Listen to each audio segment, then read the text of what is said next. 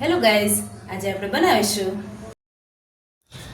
અત્યારે આપણે જરૂર પૂરતા બટાકા બાફી લીધા છે અને આપણે બનાવવાના છે બ્રેડ પકોડાના ટક્કરમાં રહેવા પાવ પકોડા. તેના માટે આપણે બટાકા બાફી લીધા છે અને તેને છાલ ઉતારીને આ રીતના મેશરની મદદથી મેશ કરી લીધા છે. બધા મેશ થઈ જાય ત્યાર પછી આદુ મરચાં અને લસણની પેસ્ટ એડ કરવાની છે.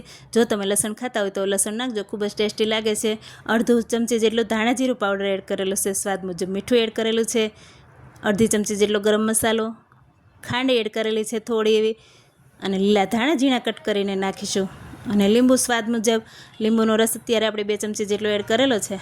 આ રીતના બધું હાથેથી સરસ એવું મિક્સ કરી લેશું. બટાકાનો મસાલો મિક્સ થઈ જાય ત્યાં સુધી આપણે હાથેથી સરસ એવું મિક્સ કરી લેશું. આ રીતના મિક્સ થઈ ગયું છે ત્યાર પછી આપણે મિની પાવ લઈ લીધા છે. આ રીતના મિની પાવ લઈ લીધા છે, તેને પણ વચ્ચેથી કટ કરી લેશું અને 1 ચમચી જેટલો મસાલો એડ કરી દઈશું. બધા પાવને કટ કરીને આ રીતના મસાલો એડ કરી દઈશું તો બધા પાવ ભરાઈ જશે. જો આ રીતના 1 ચમચી જેટલો મસાલો એડ કરી દેવાનો છે અને પાવ પેક કરી દેવાનું છે.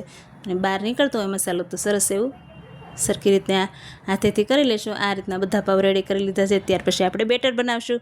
બેટર માટે ચણાનો લોટ લેવાનો છે. તમારે જેટલા જોતો હોય એ રીતના ચણાનો લોટ લઈ લેવાનો છે.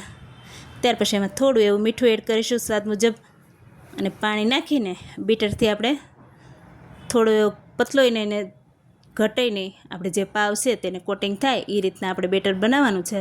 તો તમે જોઈ શકો છો બીટરથી સરસ ફિટ કરી લેશું, ફેટી લેશું એટલે સરસ લોટ રેડી થઈ જશે. તો તેને આપણે બેટરમાં પાવ એડ કરી દઈશું અને તેલ ગરમ થવા રાખી દીધું છે. તેમાં આપણે બધા પાવ જેટલા તેલમાં હમાય એટલા આપણે એડ કરીશું. આ રીતના આપણે જેમ ભજીયા પાડતા હોય એ રીતના આપણે પાવમાં બેટરમાં મિક્સ કરીને એડ કરતા જઈશું. ગોલ્ડન બ્રાઉન કલર થાય, થોડો ચેન્જ થાય કલર, ત્યાર પછી આપણે તેને પલટાવી લઈશું અને એક વાસણમાં નીકાળી લઈશું. તમે પાવ આ રીતના પાવ બનાવશો, તમારા બ્રેડ પકોડા બનાવશો તેને પણ ટક્કર મારે એવી રેસીપી છે. તેના માટે સૂકો મસાલો બનાવશો તો 1 ચમચી આમચૂર પાવડર, અડધી ચમચી જેટલો હંચળ, ચાટ મસાલો અને લાલ મરચું 4 વસ્તુ મિક્સ કરી લેશો. આ રીતના સરસ મિક્સ થઈ જાય તો તે સૂકો મસાલો રેડી છે. ત્યાર પછી પાવ આપણે તળાઈ ગયા છે તેને વચ્ચેથી કટ કરી લેશું. આ રીતના બધા આપણે સર્વ કરવા હોય એટલા કટ કરી લેવાના છે. ત્યાર પછી આપણે જે સૂકો મસાલો બનાવ્યો છે તે છાંટવાનો છે. ખૂબ જ ટેસ્ટી લાગે છે સૂકો મસાલો.